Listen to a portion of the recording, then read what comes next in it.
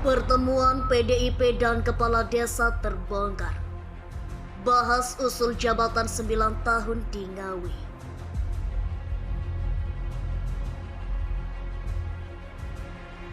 Ini saya akan diundang dalam silaturahmi nasional asosiasi para kepala desa.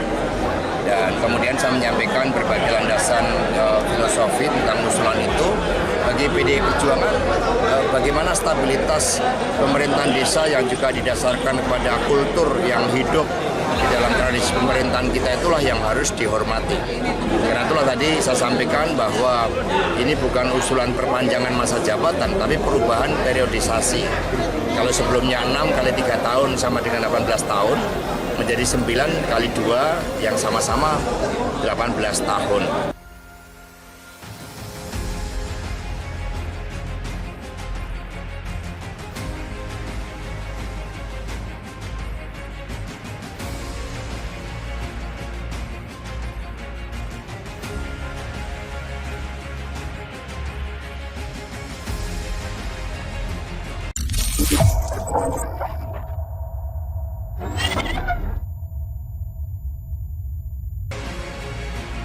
Cerita pertemuan PDIP dan Kepala Desa di Ngawi bahas usul jabatan 9 tahun. Dilansir demokrasi.id.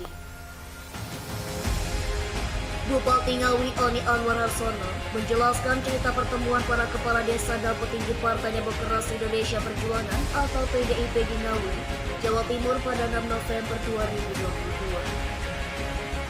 Acara yang dihadiri langsung Sekretaris Jenderal PDIP Hasto Kristianto tersebut membahas usulan dari kepala desa di Ngawi soal perubahan periodisasi masa jabatan kepala desa dari 6 tahun menjadi 9 tahun. Oni yang juga kader PDIP bercerita soal masukan dari Asosiasi Kepala Desa di Ngawi soal usulan perubahan masa jabatan tersebut kepada Budi Sulistiono. Budi tak lain adalah Bupati Ngawi sebelum Oni yang sekarang menjabat sebagai Wakil Ketua Bidang Kehormatan Partai DPD PDIP Jambi. Ada keluh kesah kepala desa terkait pemilihan soal kompetisi di desa. Ada yang dikalahkan, mungkin belum bisa rekonsiliasi. Kata Oni saat dihubungi Kamis 26 Januari 2023. Sejumlah kepala desa, kata Oni, menganggap waktu 6 tahun begitu pendek untuk proses rekonsiliasi dengan lawan politik mereka ketika pemilihan kepala desa. Sehingga kepala desa tak bisa bekerja maksimal dan persaingan di pemilihan berikutnya akan lebih sengit. Sementara jika periode jabatan diubah menjadi 9 tahun, lawan politik dinilai akan berpikir 2 kali, akan mengeluarkan banyak tenaga dan rugi sendiri jika terus merecoki kepala desa yang terpilih. Aspirasi inilah yang menurut Oni diterima oleh Budi yang rajin berkeliling menemui kepala desa. Budi Sulistiono membenarkan bahwa dirinya memang kerap berkomunikasi dengan kepala desa. Kami ini dekat, kata Budi yang mengaku telah diutus oleh Ketua Umum PDIP, Megawati Soekarno Putri untuk menjadi mentor bagi kepala daerah. Pertemuan di Ngawi pada 6 November ini terjadi 2 bulan sebelum kepala desa yang tergabung dalam Asosiasi Kepala Desa atau AKD dan perkumpulan aparatur pemerintah desa seluruh Indonesia atau PAPDESI berunjuk rasa di depan gedung DPR 17 Januari 2023. Mereka menuntut masa jabatan 9 tahun tersebut. Di hari yang sama, politikus PDIP Budiman Sujatmiko menemui Presiden Joko Widodo atau Jokowi di Istana Negara, Jakarta Pusat sore ini. Salah satu yang mereka bicarakan yaitu soal adanya tuntutan kepala desa hari ini di DPR yang meminta masa jabatan diubah dari 6 tahun menjadi 9 tahun. Bapak itu banyak bertanya soal keadaan. Kebetulan hari ini tuh ada belasan ribu kepala desa berdemonstrasi meminta revisi undang-undang desa. Beliau bertanya, apa yang saya ketahui karena saya selama ini kan juga banyak membantu mengurus desa gitu. Kata Budiman dalam keterangan di Istana Selasa 17 Januari 2023. Budiman mengaku hanya menceritakan tuntutan pada kepala desa tapi bukan sebagai perwakilan. Kepada Jokowi, Budiman mengaku menyampaikan ada aspirasi untuk mengubah perubahan periodisasi jabatan kepala desa.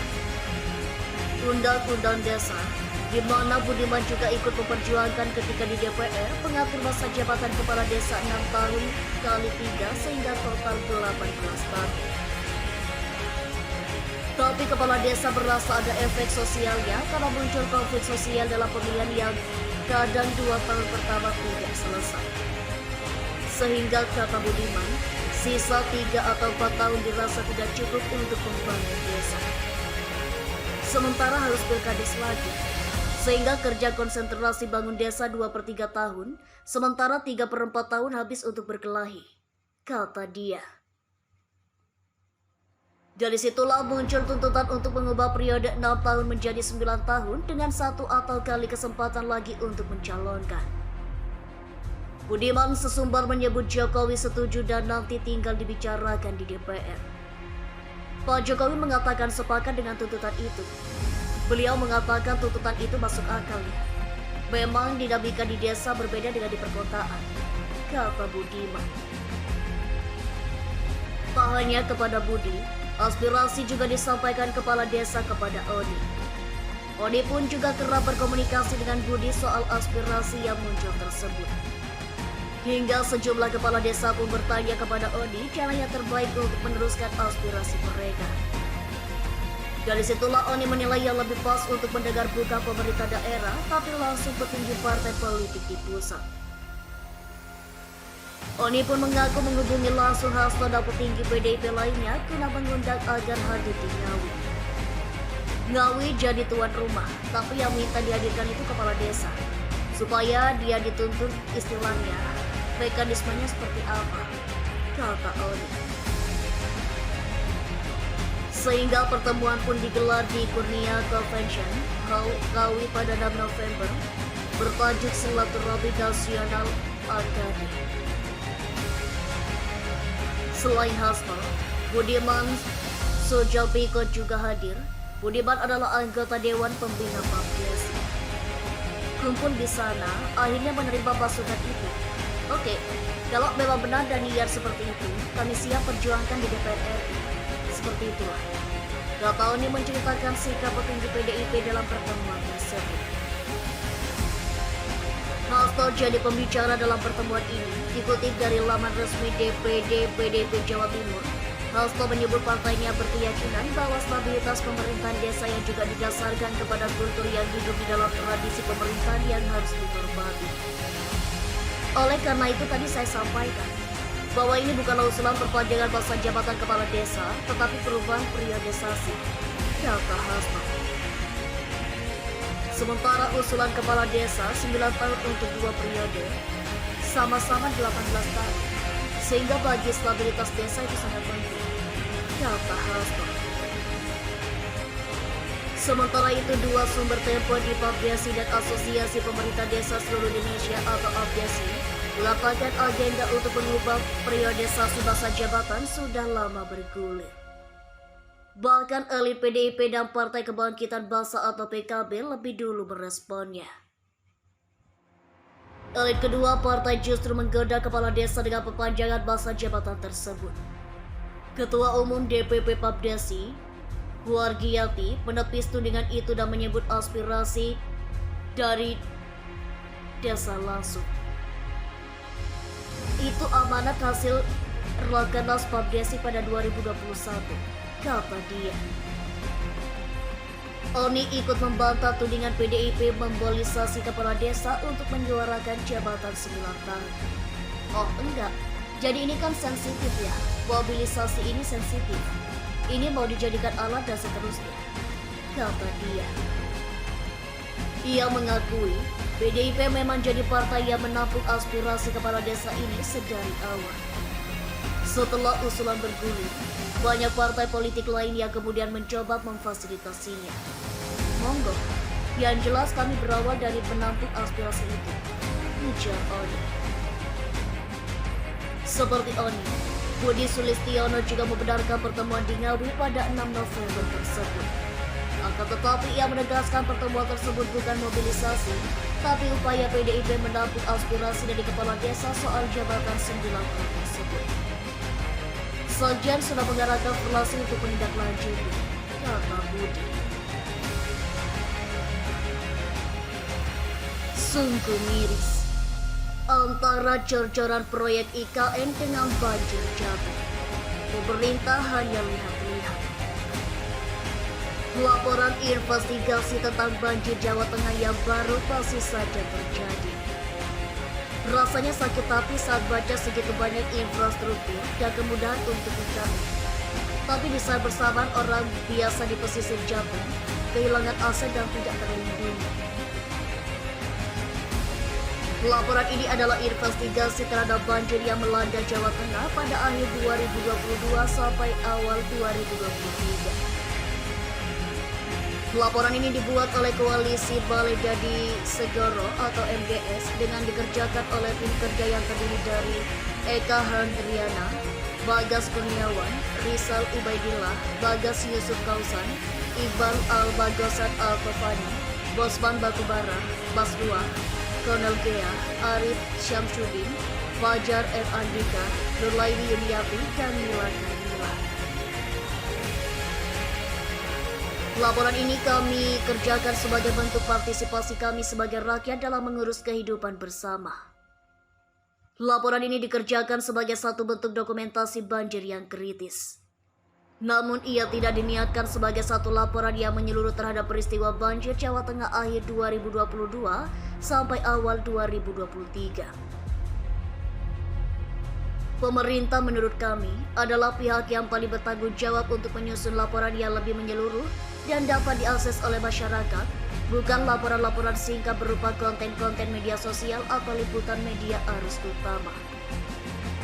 Situasi sekarang ini mengikuti penjelasan dari salah seorang korban banjir yang kami temui dan kutip dalam laporan ini, memperlihatkan bahwa kalaupun pemerintah datang ke lokasi banjir, mereka hanya lihat-lihat sambil sibuk melakukan dokumentasi untuk konten kampanye di media sosial.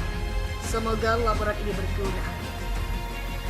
Mohon pada pihak terkait, pihak yang berwajib dan pihak yang bersangkutan untuk mengklarifikasi kebenaran berita ini.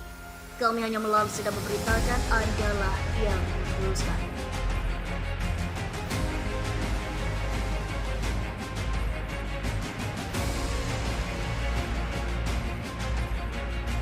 Selain itu, wow, Sri Mulyani sebut ongkos pembiayaan pandemi RI setara 2 proyek IKN. Menteri Keuangan Sri Mulyani mengatakan kebutuhan pembiayaan pada awal pandemi COVID-19 pada tahun 2020 yang menyentuh 900 triliun rupiah setara dalam membiayai 2 proyek pembangunan ibu kota negara atau IKN sekaligus. Kebutuhan pembiayaan kita pada tahun 2020 mencapai 1.645,3 triliun rupiah atau naik sekitar 900 triliun rupiah dari APBN yang sebesar 741,8 triliun rupiah. Itu sudah bisa dapat 2 IKN. Ujar Peko Sri Mulyani dalam rapat koordinasi nasional penanganan COVID-19 dan pemulihan ekonomi nasional di Jakarta, Kamis 26 Januari 2023. Sri Mulyani bercerita pada tahun 2020, kondisi ekonomi nasional sangat terpukul, sangat hebat imbas pandemi, di mana pendapatan negara dari sektor pajak melorot drastis akibat kegiatan ekonomi yang hampir terhenti. Sementara itu belanja negara meningkat signifikan untuk membantu masyarakat. Implikasinya, kata Sri Mulyani, defisit APBN didesain agar melebar menjadi 1.039,2 triliun rupiah atau 6,34% dari produk domestik bruto atau PDB pada tahun 2020 yang harus dibiayai oleh pemerintah. Padahal sebelumnya defisit APBN direncanakan hanya 307,2 triliun rupiah atau 1,76% PDB. Bahkan perubahan target defisit dan rencana kebutuhan pembiayaan tersebut tak hanya diubah satu kali di tengah dinamisnya kondisi pandemi kala itu.